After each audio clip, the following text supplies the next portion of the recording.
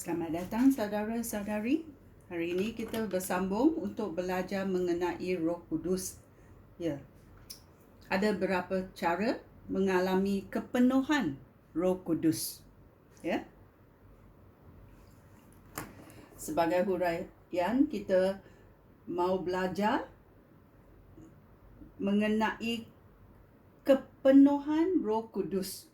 Ya, nombor 1 adalah kita menerima Roh Kudus sebagai hadiah.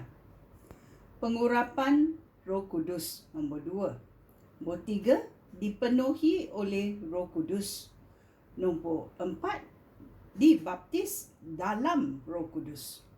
Dan kelima, pelepasan Roh Kudus dalam hidup kita. Ya, mari kita belajar bersama-sama. Ya, nombor 1 kita berkata menerima Roh Kudus sebagai hadiah. Ya. Sering saya berkata, bila saya atau seseorang memberi hadiah kepada kamu, kalau kamu tidak menggunakan hadiah itu, tidak langsung berguna. Ya, kita mesti tahu macam mana menggunakan hadiah. Sebagaimana kita mesti tahu bagaimana menggunakan hadiah yang diberi oleh Tuhan. Ya. Dalam Yohanes babak 7. Kita cari bersama babak 7 ayat 39. Dia berkata, 38 bermula, sesiapa yang percaya kepada Yesus Kristus, dari dalam hatinya akan memancar mata air yang memberikan hidup. Yesus berkata-kata tentang Roh Allah yang akan diterima oleh orang yang percaya kepadanya. Ya? Siapa yang percaya kepada penyelamatan Yesus Kristus akan menerima Roh Kudus daripada Allah. Ya. Dalam Yohanes babak 20 ayat carinya Yohanes 20 ayat 22.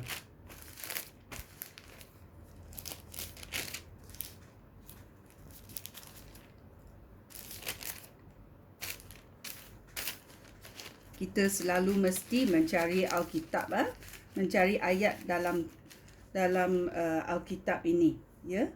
Jangan terserong. Okey.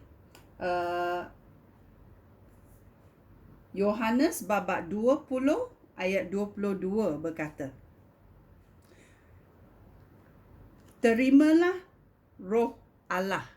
Ya, ia dikatakan terimalah Roh Allah. Ya, bila kita menerima hadiah, terimalah hadiah ini. Terimalah hadiah yang diberi oleh Tuhan. Dan kita mahu tahu bagaimana menggunakan hadiah ini dalam hidup kita. Ya, dalam Kisah Rasul-Rasul babak 1 ayat 8 berkata, apabila kamu menerima kuasa, apabila Roh Allah datang kepada kamu, kamu akan menerima kuasa. Ya. Bila kita menerima penyelamatan Yesus Kristus, kita akan diberi hadiah ini, iaitu kita akan menerima kuasa apabila Roh Allah datang kepada kita. Ya. Dan dalam Kisah Rasul-Rasul babak 2 ayat 38.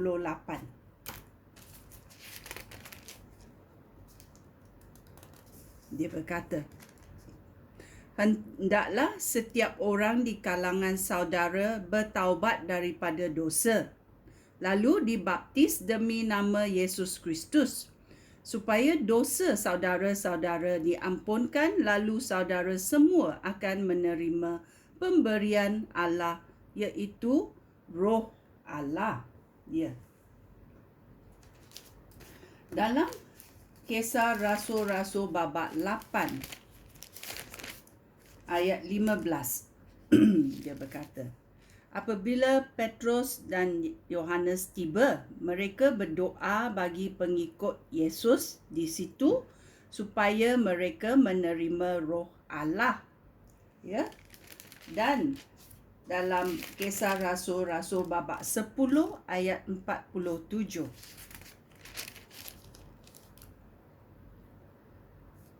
Lihatlah, semua orang ini sudah menerima Roh Allah seperti kita.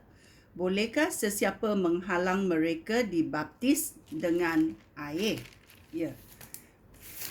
Bila penyelamatan daripada Yesus Kristus berlaku, ada ciri-ciri yang akan muncul, iaitu dosa kita dihapuskan, ya, dengan darah Yesus. Kita juga mesti mengucap sorry kepada Tuhan kerana kita berbuat salah. Ya, kita berdosa terhadap Tuhan. Ya.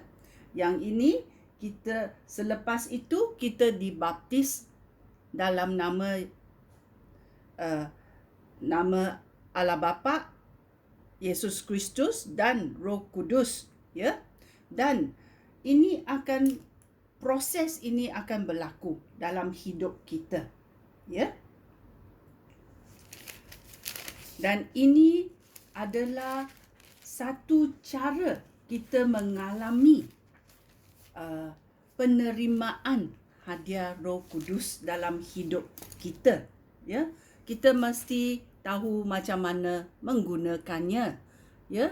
Yang penting kita menerima dan kita tanya Roh Kudus, ajarlah saya menggunakan hadiah yang diberikan supaya saya penuh dengan kemuliaan Yesus Kristus dalam hidup saya dan saya boleh melaksanakan segala yang dipimpin oleh Roh Kudus dalam hidup saya. Sekian, terima kasih. Shalom.